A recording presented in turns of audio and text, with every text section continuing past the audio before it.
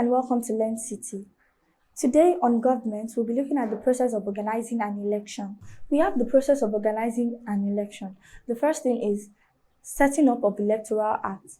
Before you conduct an election, you have to set up the electoral act. The electoral act simply states the necessary conditions to be met before you can vote or be voted for. For example, before you can vote in Nigeria, you have to be 18 years of age, you have to register, you have to have a voter's card, and the other qualifications you have to meet. Equally, before you can go for certain offices in Nigeria, there are certain educational qualifications you have to attain. There is a certain age before you can apply to go for the presidency post or a governor's office. So all these things are in the Electoral Act. The Electoral Act is simply like a book that shows all the necessary conditions before you can vote and be voted for. The next thing in the process of organizing an election is setting up of an electoral commission.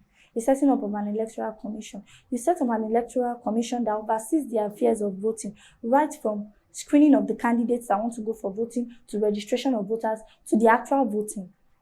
That is what the Electoral Commission is all about. You set up an electoral commission.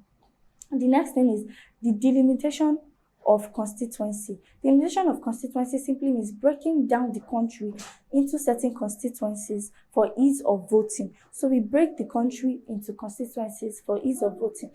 For example, if there's only one voting center in Nigeria, probably the voting center is in Abuja, and every one of us have to go from our different states to Abuja to vote. It's going to be a very tedious process, and it's going to take a lot of time.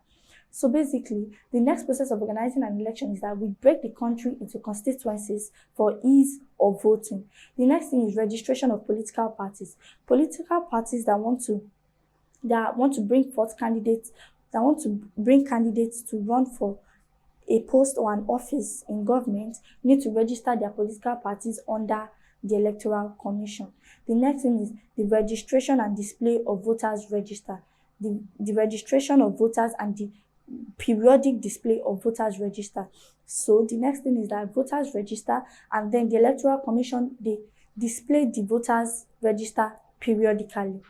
The next thing is the nomination of candidates. So after the voters are registered, the candidates under the political party nominates their candidates the candidate they want to put forward, that they want to support in an election. They nominate the candidate they want to support in an election. The next thing is the campaign. And after they have nominated their candidate, after political parties have nominated their candidate, the next thing they do is they go for campaign. They start telling people, this is what I'll do if you vote for me. This is what will stop in Nigeria. There will be security in Nigeria.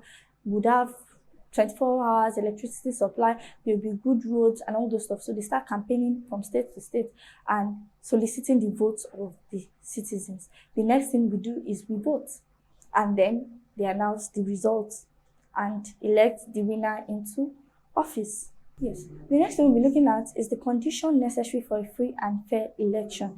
The conditions necessary for a free and fair election. The first condition necessary for a free and fair election is a conducive atmosphere. When you cannot expect people to vote at gunpoint because they're going to vote for whoever you want them to vote.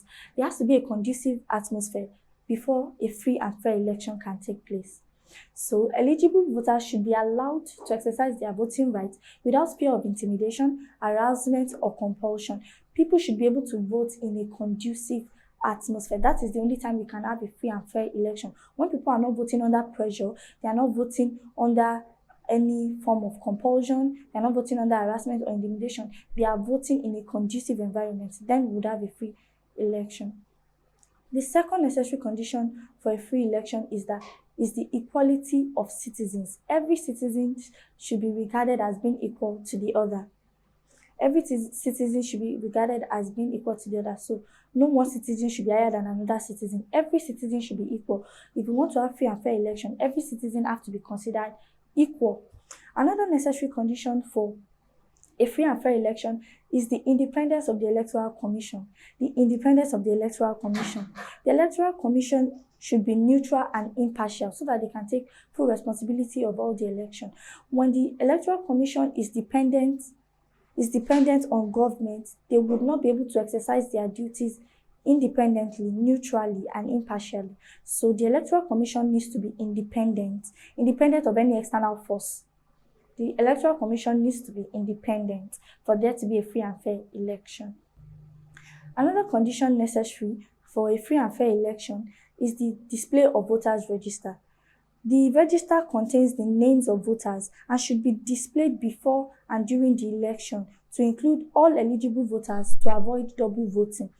Another necessary condition for a free and fair election is independent judiciary. The independent judiciary. There must be an independent judiciary to interpret the electoral laws and entertain election petitions from candidates that suspect malpractice before, during, or after election for upturning of decision. There has to be an independent judiciary that interprets the electoral law and also allows those that feel that the election results is unfair or they suspect malpractices, for candidates that feel that the election result is unfair or that they support malpractice. There has to be an independent judiciary that can oversee this affair, that can interpret it, so that there can be a free and fair election. When there is no independent judiciary that can look at the petitions from candidates that view that the election is not free and fair, that there is malpractice in the election, then we cannot have a free and fair election. And with this, we've come to the end of the class. In this class, we looked at the conditions necessary for a free and fair election and the process of organizing an election. In the next class, we'll be looking at the electoral system.